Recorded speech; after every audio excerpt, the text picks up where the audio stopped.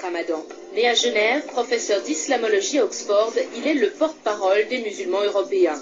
Selon lui, l'islam est tout à fait compatible avec les valeurs occidentales. Très vite, il est devenu une star mondiale. Le magazine Time le classe parmi les 100 penseurs les plus influents et Tony Blair le nomme conseiller du gouvernement britannique. Le 20 octobre dernier, à Rouen, Enda Yari, une ancienne salafiste devenue militante féministe, accuse Tariq Ramadan de faits similaires remontant au printemps 2012. L'avocat de l'islamologue avait immédiatement démenti avant de déposer plainte pour dénonciation calomnieuse contre cette dernière. Une enquête préliminaire avait néanmoins été ouverte par le parquet de Paris pour viol, agression sexuelle, violence et menace de mort. Le système s'abat sur quelqu'un, c'est que ce quelqu'un est dangereux. Comment c'est que c'est un intellectuel respectable? Il y a quelque chose de très détestable à l'égard de Tariq Ramadan. Moi, je le lis, j'écoute tout ce qu'il a dit, on a parlé pendant 3h30, nous n'avions aucun désaccord sur le fond, il a été très ferme dans la solidarité, il a été très ferme sur la liberté d'expression, il a été très ferme dans la condamnation des attentats. La preuve qui fait mal au système, c'est qu'on le dénigre, c'est qu'on le diabolise. Et c'est là où on voit que le système a peur de lui. La justice doit se faire dans les prétoires et la présomption d'innocence. C'est-à-dire que maintenant, dans les médias, on renverse la charge de la preuve, si vous voulez. C'est plus la présomption d'innocence, c'est la présomption de culpabilité. Et la dernière affaire en date que j'ai suivie, c'est sur Tariq Ramadan. Alors, sur Tariq Ramadan, je vais me permettre de développer un petit peu. Moi, Tariq Ramadan, c'est un garçon que j'ai suivi pendant très longtemps. Je ne suis pas musulman, je ne suis pas pro-Ramadan du tout. Par contre, j'ai toujours respecté, j'aime bien son intelligence, etc. etc. Alors, sur Ramadan, moi, je ne le suis plus depuis quelques années, depuis qu'il a dit qu'il souhaitait le meilleur à l'imam de Brest. Bon, pour moi, c'est pas acceptable. Mais j'ai jamais autrement senti de contradiction dans son discours proprement dit. Et une dame, dit peut-être la vérité ou pas, dit que que Ramadan s'est jeté sur elle, qu'il s'est comporté comme un animal, et que bref. Donc, accusation reçue, reçue une plainte déposée pendant 6 heures, ça a été quand même, je nie pas le travail a été sérieux, bon. Moi, ce qui me dérange dans cette affaire-là, c'est que c'est pratiquement pas la victime ou la victime présumée qu'on a entendue dans les médias. La première personne à s'exprimer sur cette affaire, ça a été Caroline Fourest. Caroline Fourest, qui essaye d'attaquer Ramadan, qui est reconnue pour son travail anti-Ramadan depuis des années. Caroline Fourest, qui a menti à de nombreuses reprises, qui...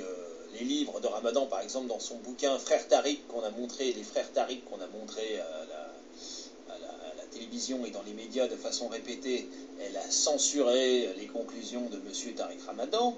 Alors moi, encore une fois, je ne suis pas un pro-Ramadan, je ne suis pas du tout musulman, mais est-ce qu'une dame qui ment systématiquement, ou à de très nombreuses reprises, est-ce qu'on peut lui faire confiance quand elle dit ça? Bonjour à tous. Depuis quelques semaines, nos médias semblent surmédiatiser l'affaire Tariq Ramadan. En effet, Enda Yari, ancienne salafiste devenue militante féministe, aurait décidé de porter plainte contre Tariq Ramadan pour une affaire de viol. Enda Yari aurait saisi la justice en portant plainte auprès du parquet de Rouen, vendredi 20 octobre 2017, contre Tariq Ramadan. Ce fait divers, elle l'aurait déjà signalé il y a un an dans un livre publié par les éditions Flammarion en novembre 2016. Mais je pense que si ça n'avait pas fait le buzz à cette époque, c'est que on ne savait pas trop que le personnage cité dans le livre correspondait à ce Tariq Ramadan. Certains de nos médias profiteraient de cette affaire pour régler leur compte avec Tariq Ramadan. Et pour bien discréditer un personnage que notre oligarchie en France commençait à détester depuis plusieurs années, car comme vous le savez, Tariq Ramadan est très cultivé et assez intelligent. Avec toutes ses connaissances, il arrivait à répondre à tous ces intellectuels venus sur les plateaux de TV pour l'attaquer sur ses prises de position concernant l'islam.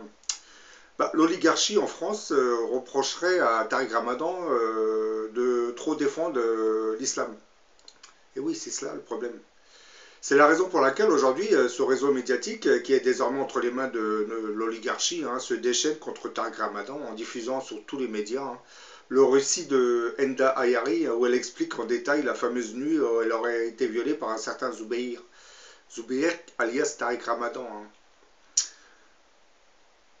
Bah, je vais vous citer ce que vous avez retrouvé dans tous les médias en général. C'est à peu près le même texte, parce qu'il est puisé sur son livre aussi. Elle raconte que ce jour-là, Tariq Ramadan, dont elle avait fait la connaissance en 2010, alors qu'elle traversait une période difficile, l'aurait invitée dans sa chambre d'hôtel. D'après son témoignage, elle explique que Tariq Ramadan lui aurait demandé de venir discrètement en taxi. Depuis 2 ans, Tariq Ramadan était en effet en contact avec la jeune femme. À l'époque où ils se rencontrent, elle venait de se séparer de son mari salafiste et avait perdu la garde de ses 3 enfants. Et elle était sans emploi. Pour pouvoir trouver du travail, elle aurait alors décidé de retirer son voile, mais comme elle culpabilisait de s'éloigner de la religion islamique, elle se rapprochera de Tariq Ramadan pour avoir des réponses à ses questions. Elle sera alors contactée par une salariée administrative du site Tariq Ramadan, et ce dernier, en personne, se rapprochera d'Enda Ayari et commencera à la conseiller. Et 1 an plus tard, elle récupère la garde de ses enfants et, folle de joie, va partager sur Facebook une photo d'elle non voilée. Ce qui n'avait pas plu à Tariq Ramadan, qui lui fera savoir par la suite. Et ensuite, elle explique qu'il serait devenu un peu plus intime avec elle. Et jusqu'à ce jour fatidique où, invitée par Tariq Ramadan, Enda Ayari arrive à l'hôtel ce soir de mars 2012. Et elle est alors accueillie par Tariq Ramadan, qui tenait, selon son explication, un plateau de gâteaux orientaux. Et quelques minutes plus tard, il l'aurait embrassée et elle se serait laissée faire. Bon, le fait qu'elle se soit laissée faire, je pense que c'est pour cette même raison qu'elle n'a pas trop voulu parler de cette affaire, parce qu'elle était un peu complaisante indirectement. Parce que quand une femme se laisse faire, c'est qu'elle accepte certaines choses. Mais bon, c'était comment dire, une première phase, donc, parce que Tariq Ramadan était trop rapide et il l'aurait invité plusieurs fois, peut-être qu'elle aurait accepté. Sauf que là, comme elle l'explique, elle pensait qu'il allait en rester que là, mais elle raconte que ce Tariq se serait se serait carrément jeté sur elle. Et violent, l'homme aurait commencé à l'étrangler, puis elle a giflé face à sa résistance, puisqu'elle refusait les demandes de Tariq Ramadan. Puis ensuite, il aurait finalement fini par la violer. Et l'homme lui aurait ensuite, Tariq Ramadan lui aurait ensuite dit qu'elle était venue pour ça, qu'elle méritait tout ça, et qu'elle n'avait qu'à porter le voile.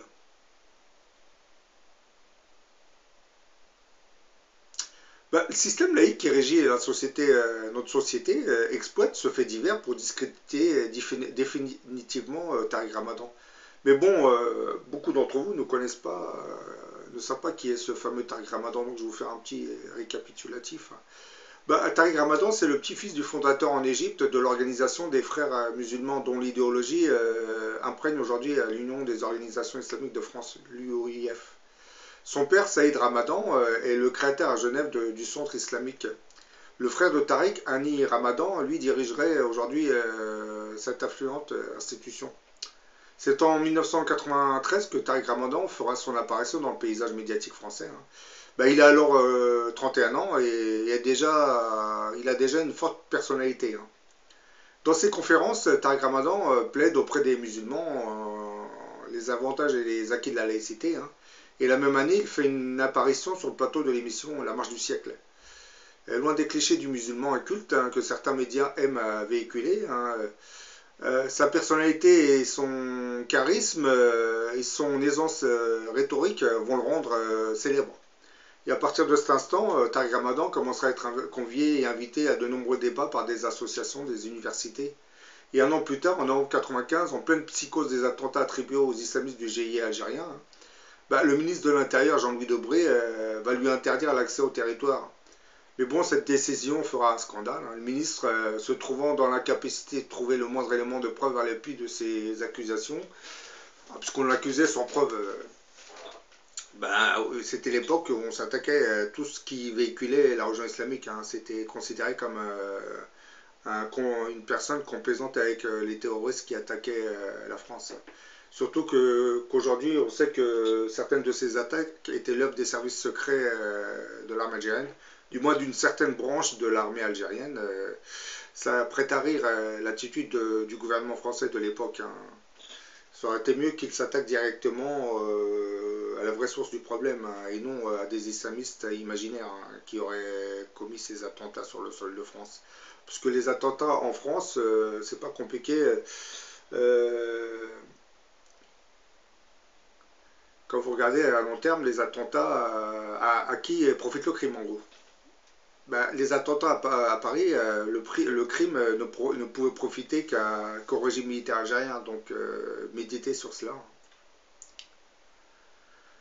L'incident va révéler que déjà Tariq Ramadan dérangeait, ce n'est pas parce qu'il était considéré comme une personne complaisante avec l'idéologie islamiste qui, comme nos médias nous la présentent, reflète le terrorisme dans le monde, mais parce que Tariq Ramadan a un certain charisme et est très intelligent. Il peut répondre verbalement et littéralement en parlant à ses adversaires sans les attaquer. Ce qui n'est pas une chose rassurante pour des journalistes qui sont habitués à s'attaquer à l'élite musulmane sans avoir à devoir répondre à des adversaires assez intelligents. Parce qu'ils sont incapables de prendre en défaut, les adversaires de Tariq Ramadan recourent souvent à des moyens détournés parce qu'ils ne peuvent pas s'attaquer aux idées qu'ils défendent. Donc l'affaire Hadaya n'est qu'un exemple. Mais vous allez me poser cette question, pourquoi cette oligarchie en France n'aime pas Tariq Ramadan? Car devant la répétition des crises économiques qui fragilisent le système, l'oligarchie avait besoin de trouver un sujet de diversion. Il fallait bien trouver un bouc émissaire sur lequel on orienterait le mécontentement populaire. Au début, ce bouc émissaire était personnifié par l'immigré arabe qui ne voulait pas s'intégrer dans la société française. Et à ce sujet, on peut même dire que la stigmatisation des populations immigrées et de leurs enfants au travers de lois sécuritaires et discriminatoires permettait en fait aux gouvernements qui se sont succédés à la tête de l'État de retrouver une part de la souveraineté qu'ils ont perdue dans leur impuissance à combattre la crise économique et sociale. Et cela à cause des contraintes budgétaires européennes qui sont imposées au gouvernement français. Donc on essaye de créer des sujets de diversion pour canaliser les colères populaires contre un ennemi imaginaire, c'est-à-dire imaginaire. L'immigré n'est pas un ennemi imaginaire parce que ça fait plus de 30 ans qu'on le cible. Et pour maintenir cette image de l'immigré responsable de la crise économique, l'oligarchie régnante va finir par transformer cette stigmatisation anti-immigré en islamophobie. C'est l'époque qui veut ça, ça avait commencé à partir de la révolution iranienne en 1978, lorsque l'ayatollah Khomeini avait pris le pouvoir en Iran. Donc on avait commencé à présenter les Iraniens comme des fanatiques religieux qui s'attaquaient à tout ce qui était laïque. D'ailleurs, la guerre contre l'Irak était un peu sur cette phase, puisque l'Irak, à l'époque, était l'un des pays arabes les plus laïques du monde arabe. Et à cette époque, lorsque l'Irak avait commencé à attaquer l'Iran, les puissances européennes et les États-Unis ont immédiatement commencé à soutenir le régime laïque irakien contre le régime fanatique iranien. Quand je dis fanatique, non, ce sont des Iraniens qui se sont révoltés contre la tyrannie de leur roi. Mais comme vous le savez, les puissances, les grandes puissances ont des intérêts avec ces monarchies ou ces régimes militaires. Donc ça ne sert pas à leurs intérêts lorsque des peuples se révoltent contre des systèmes autoritaires qui font des affaires avec nos puissances. Mais bon, comme je le dis, hein, pour maintenir cette image de l'immigré responsable de la crise économique, notre oligarchie va finir par transformer cette stigmatisation anti-immigrée en islamophobie, mais le résultat va rester le même. Hein. Développer une politique islamophobe pour occulter les vrais problèmes sociaux du pays. Tariq Ramadan avait tendance à ridiculiser les intellectuels qui représentaient cette oligarchie en leur expliquant que les thèses que vous tenez contre l'islam ne tiennent pas et que l'islamophobie que les médias fabriquaient ne reposait pas sur de vrais faits de société, mais plutôt sur des sujets de diversion destinés à l'opinion. Hein. En langage plus clair, à travers cette politique islamophobe, on induisait dans l'esprit de l'opinion française une peur qui était ensuite exploitée afin de permettre au gouvernement de légiférer sur de nouvelles lois sécuritaires qui en aucune manière ne répondaient aux vrais problèmes sociaux du pays. Et comme nos gouvernements, qu'ils soient de droite ou de gauche, pratiquent une politique de libéralisme économique, donc ils servent les intérêts de l'oligarchie régnante, et sachant que cette oligarchie a pris le contrôle de 90% de notre réseau médiatique, eh ben, c'est dans l'intérêt du gouvernement de cette oligarchie de développer une politique islamophobe pour détourner les colères de l'opinion publique. C'est-à-dire en maintenant cette image de l'islamophobie dans les écrans télé, on incite l'opinion à ne pas réfléchir sur les vrais problèmes sociaux du pays. Et on les passionne sur des sujets à caractère plus ou moins xénophobe. Hein. Parce que lorsqu'on développe une politique d'islamophobie, c'est pour insérer dans l'esprit des gens cette image selon laquelle les musulmans voudraient islamiser la France. Ce qui est complètement stupide, hein, parce que l'islam n'est qu'une minorité en France. Hein. Je vois pas trop comment on pourrait s'inquiéter d'une minorité. Si c'était le cas, ça serait vraiment désolant. Non, cette minorité n'inquiète pas. En réalité, c'est qu'on l'exploite pour cacher l'injustice que génère un système économique dont profiterait notre oligarchie.